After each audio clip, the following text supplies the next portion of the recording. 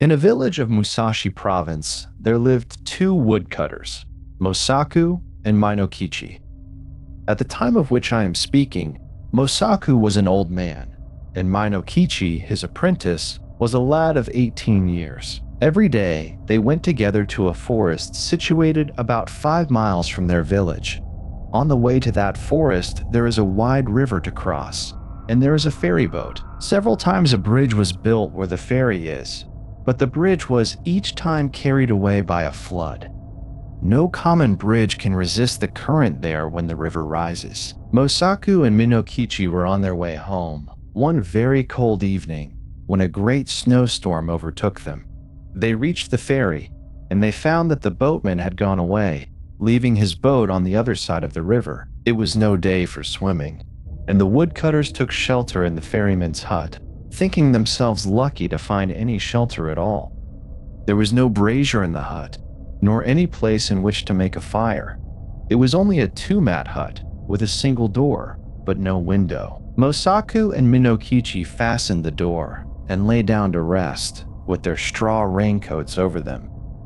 At first, they did not feel very cold, and they thought that the storm would soon be over. The old man almost immediately fell asleep, but the boy, Minokichi, lay awake a long time, listening to the awful wind and the continual slashing of the snow against the door. The river was roaring, and the hut swayed and creaked like a junk at sea. It was a terrible storm, and the air was every moment becoming colder, and Minokichi shivered under his raincoat. But at last, in spite of the cold, he too fell asleep. He was awakened by a showering of snow in his face. The door of the hut had been forced open, and by the snowlight, he saw a woman in the room, a woman all in white.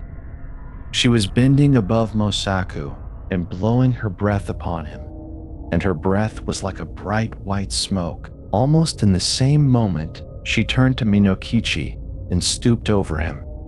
He tried to cry out, but found that he could not utter any sound. The white woman bent down over him, lower and lower, until her face almost touched him, and he saw that she was very beautiful, though her eyes made him afraid. For a little time she continued to look at him. Then she smiled, and she whispered, "I intended to treat you like the other man, but I cannot help feeling some pity for you because you are so young. You are a pretty boy, Minokichi, and I will not hurt you now. But if you ever tell anybody, even your own mother, about what you have seen this night, I shall know it, and then I will kill you. Remember what I say." With these words, she turned from him and passed through the doorway. Then he found himself able to move, and he sprang up and looked out. But the woman was nowhere to be seen, and the snow was driving furiously into the hut. Minokichi closed the door and secured it by fixing several billets of wood against it. He wondered if the wind had blown it open. He thought that he might have been only dreaming, and might have mistaken the gleam of the snowlight in the doorway for the figure of a white woman, but he could not be sure. He called to Mosaku and was frightened because the old man did not answer. He put out his hand in the dark and touched Mosaku's face and found that it was ice. Mosaku was stark and dead.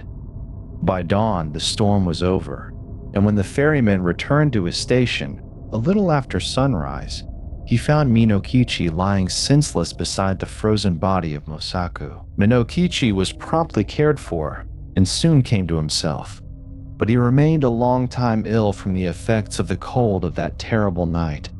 He had been greatly frightened also by the old man's death, but he said nothing about the vision of the woman in white. As soon as he got well again, he returned to his calling, going alone every morning to the forest and coming back at nightfall with his bundles of wood, which his mother helped him to sell. One evening, in the winter of the following year, as he was on his way home, he overtook a girl who happened to be traveling by the same road. She was a tall, slim girl, very good-looking, and she answered Minokichi's greeting in a voice as pleasant to the ear as the voice of a songbird. Then he walked beside her, and they began to talk. The girl said that her name was Oyuki, that she had lately lost both of her parents, and that she was going to Yedo, where she happened to have some poor relations, who might help her to find a situation as a servant. Minokichi soon felt charmed by this strange girl, and the more that he looked at her, the handsomer she appeared to be. By the time they reached the village, they had become very much pleased with each other, and then Minokichi asked Oyuki to rest a while at his house. After some shy hesitation, she went there with him, and his mother made her welcome and prepared a warm meal for her. Oyuki behaved so nicely that Minokichi's mother took a sudden fancy to her and persuaded her to delay her journey to Yedo. And the natural end of the matter was that Yuki never went to Yedo at all. She remained in the house as an honorable daughter-in-law. Oyuki proved a very good daughter-in-law. When Minokichi's mother came to die, some 5 years later, her last words were words of affection and praise for the wife of her son. And Oyuki bore Minokichi 10 children, boys and girls, handsome children all of them, and very fair of skin. The country folk thought Oyuki a wonderful person, by nature different from themselves.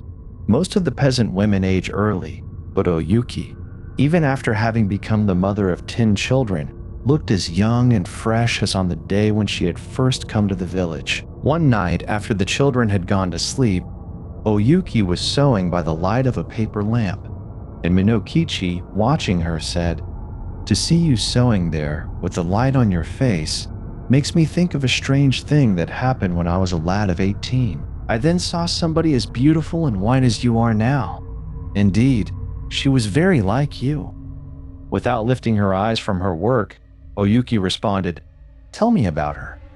Where did you see her?" Then Minokichi told her about the terrible night in the ferryman's hut, and about the white woman that had stooped above him, smiling and whispering, and about the silent death of old Mosaku. And he said, "Asleep or awake, that was the only time that I saw a being as beautiful as you." Of course, she was not a human being, and I was afraid of her, very much afraid, but she was so white. Indeed, I have never been sure whether it was a dream that I saw or the woman of the snow. Oyuki flung down her sewing and arose and bowed above Minokichi where he sat and shrieked into his face, It was Yuki, it was! And I told you then that I would kill you if you ever said one word about it. But for those children asleep there, I would have done so this moment. And now you had better take very, very good care of them. For if ever they have reason to complain of you, I will treat you as you deserve." Even as she screamed, her voice became thin, like a crying of wind. Then she melted into a bright white mist that spired to the roof beams and shuddered away through the smoke hole. Never again